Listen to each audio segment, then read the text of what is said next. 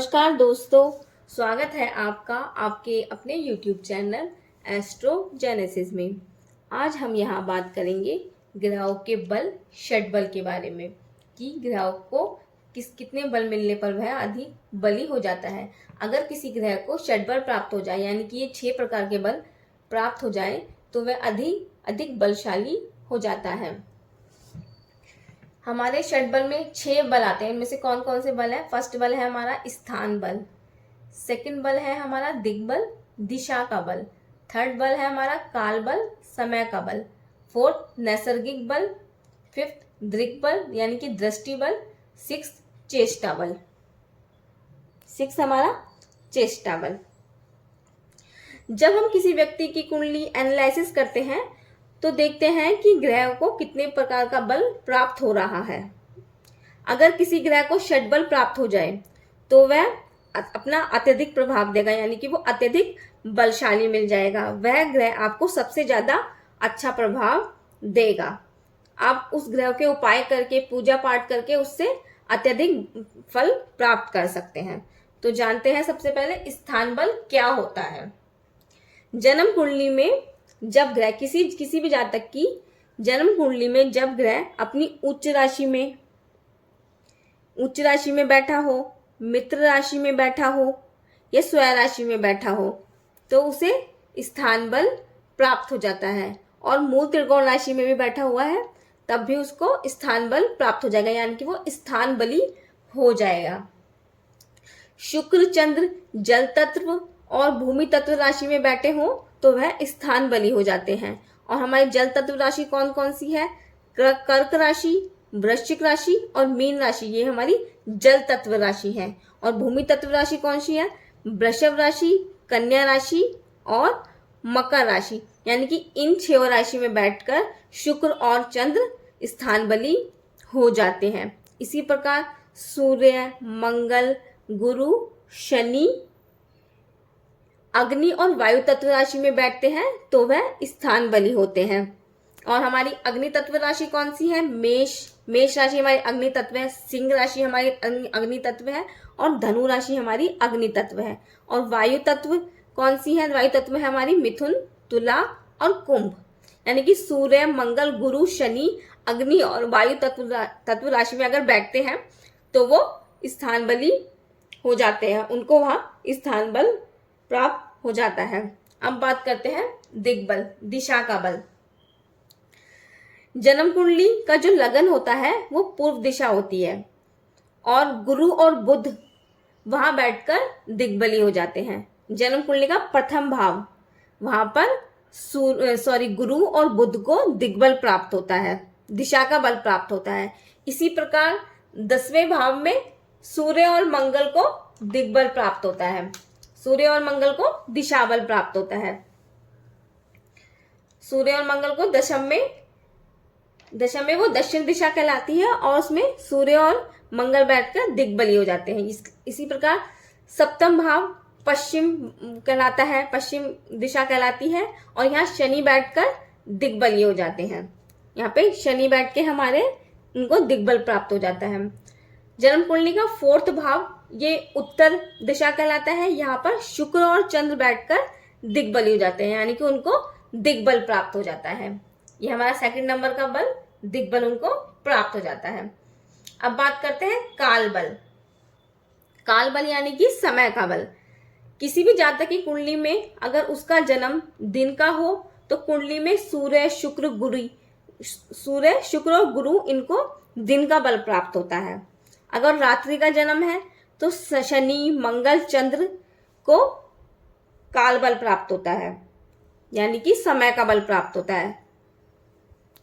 बुध को रात्रि और दिन दोनों में ही समय का बल प्राप्त होता है, यानी कि काल बल में हमारा ये समय का बल देखा जाता है। सूर्य, शुक्र और गुरु इनको दिन में अगर किसी जातक का जन्म हुआ है तो इनको काल बल प्राप्त होगा। और इसी प्रकार किसी जातक का जन्म अगर रात्रि में हुआ है तो सूर्य, मंगल, चंद्र को काल बल प्राप्त होगा। इसी प्रकार अगर किसी व्यक्ति का जन्म रविवार के दिन हुआ है और दिन में हुआ है तो उसको दो प्रकार का बल प्राप्त होगा। एक तो सूर्य का बल ऊपर से, मतलब सूर्य दिन में बली होते हैं, सूर्य को दिन में बल प्राप्त होता है, काल बल, ये वाला एक बल, और दूसरा दिन का बल, रविवार का बल उनको प्राप्त होगा। अगर इसी प्रकार उस व्यक्ति का जन्म सूर्य के होरा में हो जाए तो उसको अधिक बल प्राप्त होगा, यानी कि उसका बल और बढ़ जाएगा और वृद्धि हो जाएगी उसके बल में। आपको काल बल समझ में आ गया होगा। अब बात करते हैं नैसर्गिक बल के बारे में।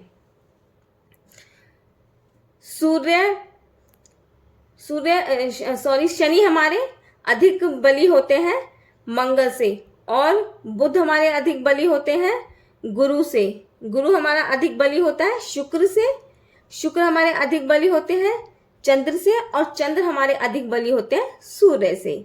यानी इन ग्रहों को अधिक नैसर्गिक बल प्राप्त होता है। शनि से अधिक नैसर्गिक बल प्राप्त है मंगल को, मंगल से अधिक नैसर्गिक बल प्राप्त है बुध को, और बुध से अधिक नैसर्गिक बल प्राप्त है गुरु को, गुरु से अधिक नैसर्गिक बल प्राप्त है शुक्र को, शुक्र से अधिक नैसर्गिक बल प्राप्त है चंद्र को, और चंद्र से अधिक नैसर्गिक बल प्राप्त है सूर्य को। यानी कि सूर्य सर्वाधिक नैसर्गिक बली ग्रह है। सूर्य को अपने हमेशा बलवान करके रखिए, क्योंकि सूर्य ही एकमात्र ऐसा ग्रह है जिसको सबसे अधिक नैसर्गिक बल प्राप्त है। चाहे किसी की कुंडली में लगन कोई भी हो, सूर्य को हमेशा बलवान करना चाहिए। नैसर्गिक बल में हमेशा वैसे ये देखा जाता है कि चंद्र अगर दक्षिणायन है तो बलवान होंगे, और सूर्य उत्तरायण है तो सूर्य अधिक बलवान होंगे। आपको नैसर्गिक बल भी समझ में आ गया होगा। अब बात करते हैं दिग्बल, दृष्टि बल के बारे में। जन्म कुंडली में जब कोई ग्रह पाप ग्रह से दृष्ट ना हो, उस ग्रह पर शुभ ग्रह की दृष्टि पड़ रही हो, यानी कि शुभ ग्रह से वह दृष्ट हो, तो उसको कहा जाता है दृष्टि बल, यानी कि दिग्बल। इन ग्रह को दिग्बल प्राप्त है, इन ग्रह को दिग्बल प्राप्त है, तो वह अपना अच्छा परिणाम देते हैं। ये हुआ हमारा दिग्बल। जब किसी ग्रह पर पाप ग्रह की दृष्टि ना हो, उस पर शुभ ग्रह की दृष्टि पड़ी हो, तो इसको कहा जाता है दृष्टि बल। ये है हमारा 5वें नंबर का बल। अब बात करते हैं चेष्टा बल की। चेष्टा बल क्या होता है?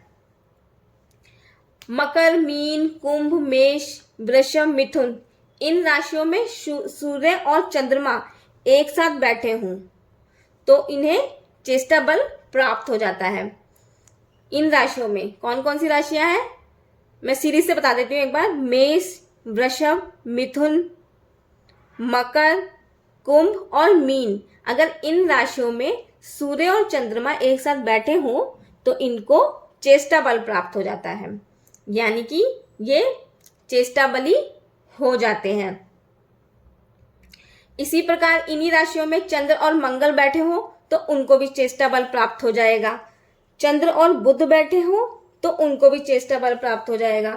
चंद्र और गुरु बैठे हों तो उनको भी चेष्टा बल प्राप्त होगा। चंद्र और शुक्र बैठे हों तो उनको भी चेष्टा बल प्राप्त होगा। शनि और चंद्र प्लस शनि है तो उनको भी चेष्टा बल प्राप्त होगा। यानी कि जो मैंने राशियां बताई हैं, मेष, वृषभ, मिथुन, मकर, कुंभ और मीन राशियों में अगर ये चंद्र के साथ सूर्य, चंद्र के साथ मंगल, चंद्र के साथ बुध, चंद्र के साथ गुरु, चंद्र के साथ शुक्र और चंद्र के साथ शनि बैठे हुए हैं तो इनको चेष्टा बल प्राप्त हो जाएगा। वैसे सूर्य प्लस चंद्र की अगर युति होती है किसी की कुंडली में तो उसको अमावस्या दोष भी कहा जाता है। इसी प्रकार चंद्र और शनि की युति है तो उनको विष दोष कहा जाता है। लेकिन इनके कुछ नेगेटिव रिजल्ट के साथ साथ अच्छे रिजल्ट देने, ये युतियां अच्छे रिजल्ट भी देती हैं अगर इन राशियों में बैठे हों, क्योंकि किसी का समय हमेशा ही खराब नहीं होता है, कभी कभी बुरे समय के बाद अच्छा भी समय आता है, ये देखना होता है। हमेशा ही ये युतियां खराब फल नहीं देती हैं। इन युतियों में ये युतियां अगर इन राशियों में बनी हुई हैं तो इनको चेष्टा बल प्राप्त हो जाता है। ये कुछ ऐसे सूत्र हैं जिनसे हम ये नहीं मान सकते कि इनसे केवल ये जो है चंद्र, शनि और सूर्य चंद्र अमावस्या दोष बना रहे हैं, चंद्र शनि विष दोष बना रहे हैं, तो इनसे हमेशा ऐसे नहीं मान सकते कि हम ये बुरे रिजल्ट ही देंगे। एक टाइम के बाद इंसान का अच्छा फल भी, अच्छा वक्त भी आता है, तो हम ये मान सकते हैं कि सारी ये युतियाँ खराब फल नहीं देती हैं। एक टाइम आने पर ये अच्छा प्रभाव भी देती हैं। आपने अच्छे से समझ लिया होगा ग्रहों के षटबल के बारे में कि 6 प्रकार का बल होता है। किसी ग्रह को ये 6 प्रकार का बल मिल जाए, प्राप्त हो जाए, तो वह अत्यधिक बलशाली हो जाता है, अपने प्रभाव देने के लिए, अच्छे प्रभाव देने के लिए बाध्य हो जाता है। 6 प्रकार के बलों में स्थान बल, दिग्बल, काल बल, नैसर्गिक बल, दृग्बल और चेष्टा बल अगर किसी ग्रह को मिल जाए तो ये अत्यंत बलशाली हो जाएगा। आपको समझ में आ गया होगा स्थान बल क्या होता है।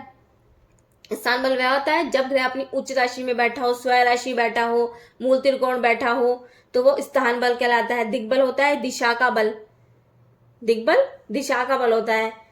बुध, गुरु और बुध प्रथम भाव में बैठकर दिग्बली हो जाते हैं। सूर्य मंगल हमारे दशम भाव में दिग्बली होते हैं। शनि हमारे सप्तम भाव में दिग्बली होते हैं। चंद्र और शुक्र हमारे 4th भाव में दिग्बली होते हैं। ये मैं आपको पहले भी अपनी वीडियो में बता चली हूँ दिग्बल के बारे में। काल बल होता है समय का बल, कि किसी व्यक्ति का जन्म दिन में हुआ है या रात में हुआ है, उस प्रकार के उसे बल प्राप्त हो रहा है किस प्रकार का, ये देखा जाता है।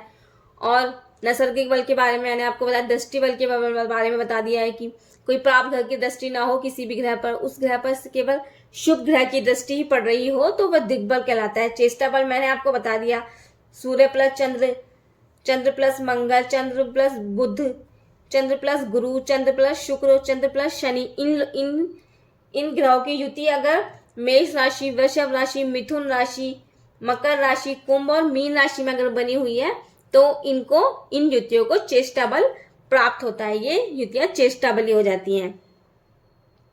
इस प्रकार आपको एक ग्रह का षटबल समझ में आ गया होगा। आशा करती हूँ कि आपने अच्छे से समझ लिया होगा।